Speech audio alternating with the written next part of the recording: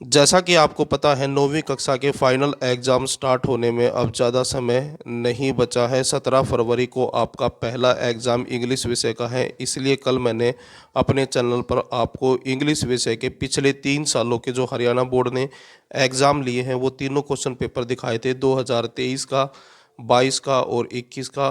क्योंकि ये तीनों पेपर जो है आपके लिए इम्पोर्टेंट है। अगर आप इन तीनों पेपरों की तैयारी कर लेते हैं अच्छे से, तो इन्हीं क्वेश्चन पेपरों में से जो है क्वेश्चन फिर से आपके क्वेश्चन पेपर में आने के चांसेस ज़्यादा हैं। क्योंकि 3 साल के क्वेश्चन पेपरों में लगभग आपके सारे इंपॉर्टेंट क्वेश्चन आ जाएंगे। यानी कि जो एप्लीकेशन है इम्पोर्टेंट, रिपोर्ट है, एडवर्टाइजमेंट है, नोटिस हैं, या फिर ग्रामर के जो सेंटेंस हैं वो जो आज मैं आपको इस वीडियो के अंदर करवाऊंगा 2023 वाले। और इसके अलावा जो 5 नंबर वाले क्वेश्चन हैं और 2 नंबर वाले क्वेश्चन हैं, इनकी एक एक करके 2023 का पहले, उसके बाद 2022 का और फिर 2021 का, ये सारे क्वेश्चन मैं आपको करवाऊंगा। वीडियो अच्छी लगे तो लाइक करें, चैनल को सब्सक्राइब करके ऑल के बटन के ऊपर क्लिक कर लें ताकि जब नेक्स्ट वीडियो अपलोड हो तो उसका नोटिफिकेशन आपको मिल जाए। अब 2023 के क्वेश्चन पेपर के अंदर जो ग्रामर के सेंटेंस आए थे अलग अलग, वो सारे मैं आपको बताता हूँ कैसे उनको सोल्व करना है। यहाँ से जो है ग्रामर के क्वेश्चन स्टार्ट होते हैं सेक्शन सी से, और ये 10 नंबर के आएंगे अब की बार ग्रामर के क्वेश्चन। यहाँ पर जो है पिछले साल 12 नंबर के आए थे, लेकिन अब की बार टोटल 12 आएंगे और उनमें से कोई 10 आपको करने हैं जो आपको इम्पोर्टेंट लगे, लेकिन आएंगे यही चीज़ें सारी, बस क्वेश्चनों की जो है संख्या वो कम कर दी है। अब यहाँ पर देखिए सबसे पहले है punctuate the following sentence, punctuation वाला है सबसे पहले। तो सेंटेंस में आपने क्या करना है, इस सेंटेंस के अंदर जो गलतियां हैं वो आपको देखनी है कि गलती कौन सी है और उस गलती को ठीक करना है। अब यहाँ पर देखें, पहले सेंटेंस के अंदर जब भी कोई सेंटेंस स्टार्ट होता है तो पहला अक्षर हमेशा बड़ा आता है। और वैसे भी नाम जब भी किसी का लिखा जाता है, जैसे आप अपना नाम लिखते हैं तो भी हमेशा पहला अक्षर बड़ा लिखते हैं। और सेंटेंस केस में क्या होता है, जब पहला अक्षर लिखते हैं, जब भी हम सेंटेंस शुरू करते हैं तो पहला अक्षर हमेशा बड़ा होता है। तो राम का जो आर है ये बड़ा होगा। Ram is a good boy, बाकी ये सारा बिल्कुल ठीक है, लास्ट में सिर्फ आपको फुल स्टॉप लगाना है। तो ये आपका आंसर बन गया है पहले क्वेश्चन का। उसके बाद दूसरा क्वेश्चन देखें, Ashoka was a great king. तो इसके अंदर भी क्या करना है आपको, सबसे पहले जो ये है सेंटेंस अशोका, इसका ए जो है आपको बड़ा करना है, वाज ए ग्रेट किंग, और इसमें भी जो है लास्ट में फुल स्टॉप लगेगा, बस यही इसके अंदर गलती थी। और ये जो है इस तरह से आपका आंसर बन जाएगा। उसके बाद है गांधी सैड डू और डाई। अब इसमें क्या है, जैसे ही आपको यहाँ पर सैड दिखाई दे तो ये जो नरेशन वाले क्वेश्चन आते हैं ये बिल्कुल वैसा ही बनेगा। या फिर अगर सैड दिखाई दे तो आपका जो नरेशन वाला क्वेश्चन हो, नरेशन के अगर क्वेश्चन आए हों इसके अंदर, तो उसको आप देख सकते हैं। यहाँ पर देखें, जैसे ही सैड दिखाई देगा पहले तो आपको क्या करना है, गांधी जो है इसका जी बड़ा करना है, क्योंकि सेंटेंस जब भी स्टार्ट होगा तो पहला अक्षर बड़ा होगा। उसके बाद जैसे ही सैड है, सैड के बाद लगेगा कोमा, यहाँ पर कोमा लगाएंगे क्योंकि ये रिपोर्टिंग वर्ब है और ये वाला पार्ट होता है रिपोर्टिंग स्पीच। और रिपोर्टिंग स्पीच जो होती है वो इन्वर्टेड कोमा के अंदर होती है। तो यहाँ पर हम क्या करेंगे, इन्वर्टेड कोमा लगाएंगे। और ये सेंटेंस अलग था और ये रिपोर्टिंग स्पीच का सेंटेंस अलग है। तो यहाँ पर जो ये डू है, डू का जो डी छोटा है इसको हम बड़ा करेंगे, और उसके बाद यहाँ पर लगेगा फुल स्टॉप। तो इस तरह से जो है तीसरे क्वेश्चन का आंसर लिखेंगे। उसके बाद दूसरा पार्ट देखें, बी पार्ट के अंदर क्या आया हुआ है, fill in the blanks with correct form of verb, यानी कि वर्ब आई हुई है। तो पहला सेंटेंस देखें, वर्ब के अंदर पहला सेंटेंस आया है water dash at 100 degree Celsius. तो इस तरह का जो सेंटेंस आता है जिसमें यूनिवर्सल ट्रूथ हो, यानी कि वो सच्चाई जिसको कभी बदला नहीं जा सकता, जैसे सूरज जो है पूर्व से उगता है पश्चिम में छिपता है, 2 और 2 4 होते हैं। तो इसी तरह से जो है पानी जो है 100 डिग्री टेम्परेचर पर उबलना शुरू कर देता है। तो इस तरह के जो सेंटेंस होते हैं वो प्रेजेंट इंडेफिनाइट के नियम से लिखे जाएंगे।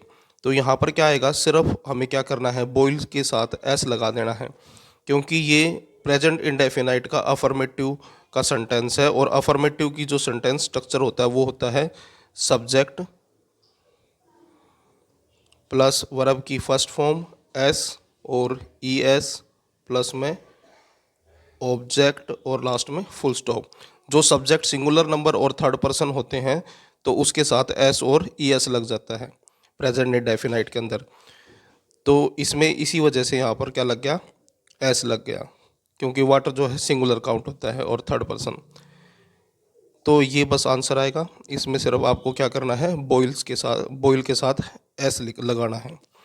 उसके बाद दूसरा सेंटेंस देखें, the train dash before we reach the station. अब यहाँ पर इस चीज़ का ध्यान रखना है, यहाँ पर है बिफोर, यहाँ पर बिफोर भी है और ऐसा भी सेंटेंस आ सकता है जिसमें यहाँ पर आफ्टर लिखा हो। ये जो सेंटेंस है ये पास्ट परफेक्ट के होते हैं, और जब पास्ट परफेक्ट का हो सेंटेंस और यहाँ पर यह जो बिफोर लिखा हुआ है तो इसका मतलब क्या है, इससे पहले जो है हैड प्लस थर्ड फॉर्म आएगी, हैड के साथ वर्ब की थर्ड फॉर्म आएगी। अब गो है, यहाँ पर गो की सेकंड फॉर्म होती है लेफ्ट और थर्ड भी लेफ्ट होती है।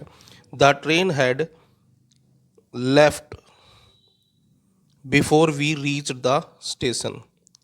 हमारे स्टेशन पहुंचने से पहले जो है ट्रेन जा चुकी थी। तो यहाँ पर मैं ये चीज़ बता रहा था आपको, आंसर में तो आ जाएगा हैड प्लस हैड के साथ वर्ब की थर्ड फॉर्म यानी कि लेफ्ट, तो ये आंसर बन गया आपका। लेकिन ये कैसे आया, इस चीज़ का ध्यान रखना कि बिफोर से पहले बिफोर और आफ्टर वाले दो सेंटेंस बनेंगे पास्ट परफेक्ट के अंदर।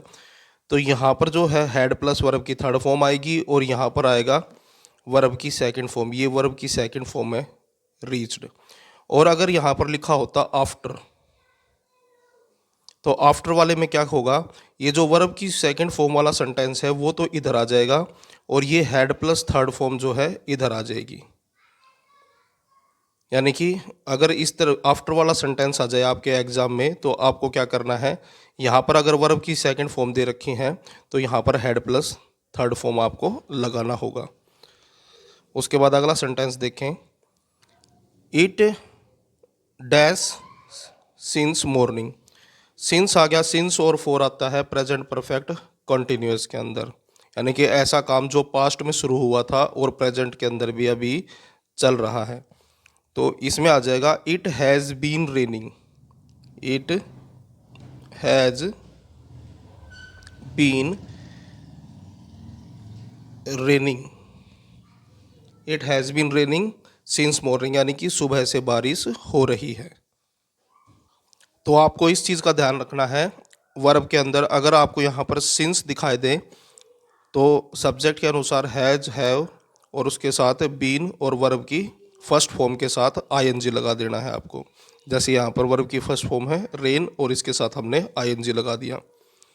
उसके बाद देखें सी पार्ट है, सी पार्ट के अंदर fill with suitable article, article वाले हैं। अब यहाँ पर आपको आर्टिकल लगाने हैं, ए एन द, तीन आर्टिकल होते हैं, ए एन और द, इन तीनों में से एक आएगा। और ऐसा भी हो सकता है कि आर्टिकल ना आए।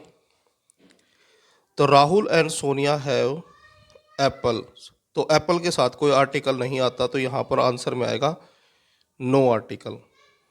उसके बाद है आई हैव डैश पेन, तो पेन के साथ आएगा ए। आपको कैसे करना है इसको, ए और एन वाला बिल्कुल ही आसान होता है। डैश के बाद जो भी वर्ड यहाँ पर लिखा हुआ, जैसे यहाँ पर पेन लिखा हुआ है, इस पेन को मैं अगर हिंदी में लिखता हूँ तो अक्सर जो है पहला पै बनेगा, पै से पेन, ये आता है कै खे के अंदर। अगर डैश के बाद जो वर्ड है यहाँ पर उसको हम लिखते हैं और उसका पहला अक्षर कै खे गै में गै घै में से आता है तो आंसर में आ जाएगा ए। और अगर पहला अक्षर जब हम इसको पढ़ेंगे और उसका पहला अक्षर ए आ ई, ये जो 12 होते हैं, अगर इसमें से आवाज़ आती है यानी कि इनमें से कोई अक्षर आता है पहला तो आंसर में आ जाएगा एन। यहाँ पर जो है पेन पै से बना है और पै जो है कै खे में आता है, इसलिए यहाँ पर आंसर में ए आ गया। उसके बाद है I saw dash one eyed person yesterday, यानी कि कल मैंने एक आंख वाला व्यक्ति देखा। तो वन, अब वन को हम हिंदी में लिखेंगे तो क्या बनेगा, वह, वन इसी तरह से लिखेंगे वह और न, तो ये जो है वह कै खे में आता है तो फिर से यहाँ पर आंसर में ए आ जाएगा। तो इस तरह से जो है आर्टिकल आप फिल कर सकते हैं। उसके बाद अगला देखिए, डी पार्ट है, यहाँ पर है चेंज द वॉइस। तो ये वॉइस वाले हैं। वॉइस में आपको क्या करना होता है, जो सब्जेक्ट होता है उसको ऑब्जेक्ट बनाना है। ये सब्जेक्ट है, इसको ऑब्जेक्ट बनाएंगे, और ये ऑब्जेक्ट है, इसको सब्जेक्ट बनाएंगे। और इस चीज़ का ध्यान रखना, वॉइस के अंदर जब हम वर्ब को चेंज करते हैं तो हमेशा वर्ब की थर्ड फॉर्म आएगी, फर्स्ट और सेकंड कभी नहीं आएगी। जब हम आंसर लिखेंगे तो हमेशा वर्ब की थर्ड फॉर्म आएंगी। तो अमन राइट्स ए लेटर, ये जो, अब आपको ये भी पहचानना है कि ये सेंटेंस है किसका। तो ये है प्रेजेंट इंडेफिनाइट का। तो प्रेजेंट इंडेफिनाइट को हम प्रेजेंट कंटिन्यूअस के अंदर बदलते हैं। तो आंसर में क्या करेंगे, ए लेटर, तो ये ऑब्जेक्ट था, इसको पहले, अब इसको सब्जेक्ट बनाएंगे बदलते time. A letter is, write है, राइट्स है, राइट रोट रिटन, तो आ जाएगा रिटन बाय अमन। तो ये आंसर बनेगा इसका। अमन राइट्स ए लेटर, इसका आंसर बनेगा a letter is written by Aman. उसके बाद दूसरा सेंटेंस देखिए इसके अंदर, the teacher taught the lesson. अब इसमें भी सेम वही करना है। ये ऑब्जेक्ट है, ये सब्जेक्ट है। ऑब्जेक्ट को पहले लेके आएंगे, सब्जेक्ट को पीछे ले जाएंगे, और वर्ब की थर्ड फॉर्म का यूज करेंगे। और ये देखेंगे कि ये सेंटेंस है किसका। यहाँ पर देखें, टीच की सेकंड फॉर्म है टोट, इसका मतलब है ये पास्ट इंडेफिनाइट का है। और पास्ट इंडेफिनाइट को जिस तरह से प्रेजेंट इंडेफिनाइट को प्रेजेंट कंटिन्यूस में बदला था, उसी तरह से पास्ट इंडेफिनाइट को पास्ट कंटिन्यूस के अंदर बदलेंगे। तो इसका आंसर बनेगा, इसको पहले लिखना, द लेसन, तो द का जो टीब है वो बड़ा हो जाएगा। द लेसन वाज, पास्ट का है, पास्ट कंटिन्यूस में बदलना है, तो इसके साथ हम लगाएंगे was. The lesson was taught, second form भी टोट होती है और थर्ड फॉर्म भी टोट होती है, टीच टोट टोट। तो the lesson was taught by the teacher, ये आंसर बन जाएगा इसका। उसके बाद तीसरा सेंटेंस देखें। तो यहाँ तीसरे सेंटेंस के अंदर देखें, I have done my work. अब ये जो माई वर्क है ये सब्जेक्ट बन जाएगा और ये ऑब्जेक्ट बन जाएगा। और यहाँ पर देखिए ये प्रेजेंट परफेक्ट है, और प्रेजेंट परफेक्ट में होता है तो इसके साथ क्या लग जाएगा, बीन लग जाएगा। तो आंसर जब लिखेंगे तो कैसे लिखेंगे, माई वर्क। अब माई वर्क सब्जेक्ट बन गया है तो हैव की जगह पे क्या आएगा, हैज आएगा। My work has been done, do did done, ये हैव के, हैज के साथ, हैव के साथ और हैड के साथ हमेशा वर्ब की थर्ड फॉर्म आती है। तो इसका मतलब क्या है, हैव के साथ ऑलरेडी थर्ड फॉर्म है, तो हम इसको यूं का यूं लिख देंगे, my work has been done by me. तो ये आंसर बनेगा इसका, my work has been done by me.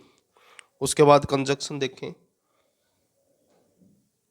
Conjunction में क्या होगा, पहला सेंटेंस है, I have two apples and one banana, यानी कि मेरे पास 2 एप्पल है और 1 बनाना है। तो जोड़ने के लिए यहाँ पर क्या करेंगे, एंड का यूज करेंगे।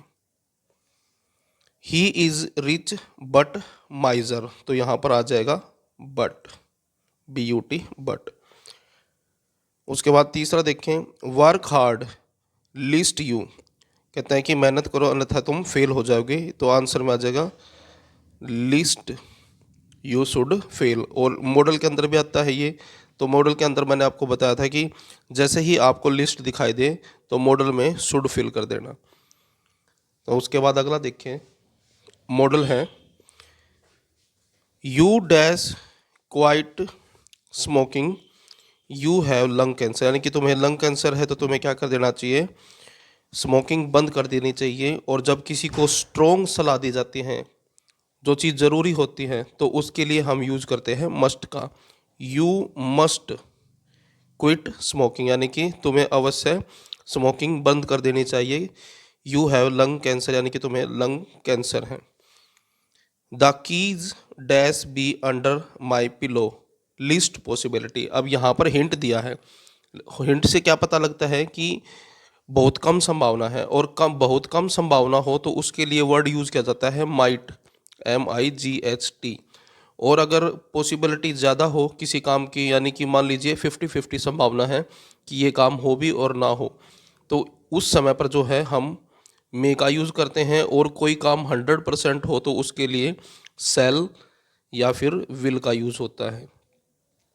तो यहाँ पर पहले ही बता दिया कि संभावना कम है, तो आंसर में आ जाएगा माइट। और उसके बाद है डैश यू लिव लॉन्ग, यहाँ पर आशीर्वाद है और आशीर्वाद हमेशा जो है मे से दिया जाता है। मे यू लिव लॉन्ग यानी कि आपकी उम्र लंबी हो। तो ये ग्रामर के आए थे क्वेश्चन। इसके बाद जो है नेक्स्ट वीडियो के अंदर मैं 2022 के अंदर जो ग्रामर के क्वेश्चन आए थे वो करवाऊंगा। ये आपके लिए इम्पोर्टेंट हैं। इन्हीं में से ही सेंटेंस फिर से एग्ज़ाम में आने के चांसेस ज़्यादा हैं, क्योंकि 3 सालों के पेपरों में से 3 सालों के जो पेपर हैं उनमें से सभी करवाऊंगा जो आए थे। वीडियो अगर आपको अच्छी लगे तो लाइक करें, चैनल को सब्सक्राइब करके ऑल के बटन के ऊपर क्लिक कर लेता है कि जब नेक्स्ट वीडियो अपलोड हो तो उसका नोटिफिकेशन आपको मिल जाए।